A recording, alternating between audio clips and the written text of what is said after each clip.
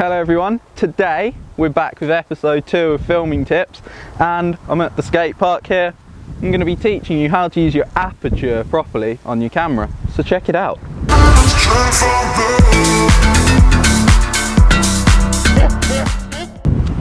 So, aperture to a camera is basically what your pupil is to a human. So, when your pupils get bigger, it's because it's letting more light into your eyes so you can see more. When you're in the light, they dilate and get smaller, and that's to let less light in so you can see everything properly. And that's basically exactly the same concept as it is on a camera. So, aperture on a camera is measured by the f-stop, and it can go as small as 1.8 and up to about like 22. The confusing thing about this is that the bigger the aperture number, so like f22, means that the iris of the camera is way smaller, so it's letting less light in. And then when you've got aperture of f1.8, that's when it's open really wide and it's letting loads of light in so you can see lots more. I've got this old school lens here to show you what I mean about aperture and what the differences are. This is an f4 on the aperture, so as you can see it's wide open. Then if we turn this all the way down to f32, it's really small, so that means it's letting in less light, so you're likely to use this when it's a really bright day, and this is more likely to be used when it's quite dark and you can't really see as much. There isn't really rules per se as to what aperture you should use in whatever lighting you're in. You kind of just play about with it until you see what's right. At the moment you can see it's quite a sunny day out here, so I'm using an aperture of 10. So the iris of the camera is quite shut, so it's not letting in so much light, so we got a nice image.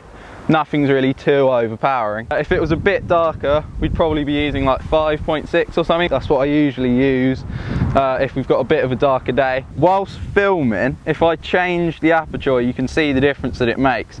So if we point here and I turn the aperture down, you can see the scene gets way too overexposed because the aperture is too wide open for the camera, and you're going to get blown out sky like this. And even the quarter of the ramp here is too blown out. If we turn that down to as much as this camera will go, 22, you can see this is quite dark, although it does give you perfect look of the sky up here.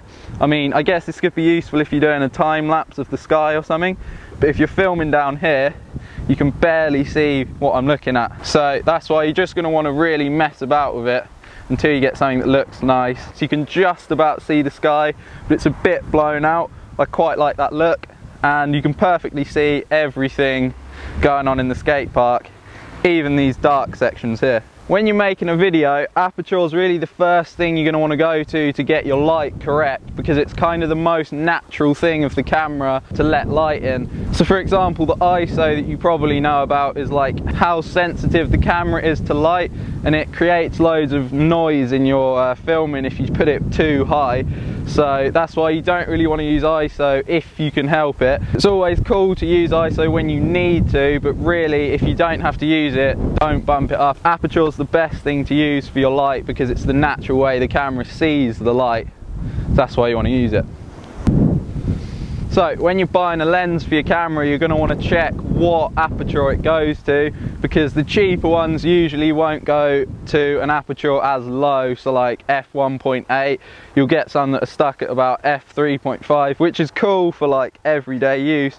But if you've got quite a dark scene or you're filming when it's getting a bit dark, it's a bit crap to have a camera that doesn't go all the way down to what you need it to. That basically concludes this episode of filming tips. If I've missed anything about aperture that you need to know, let me know in the comments and I'll get back to you as soon as I can. Also leave some comments about what other videos you want to see and I'll make those soon. And yeah, that's about it really. See you in the next one.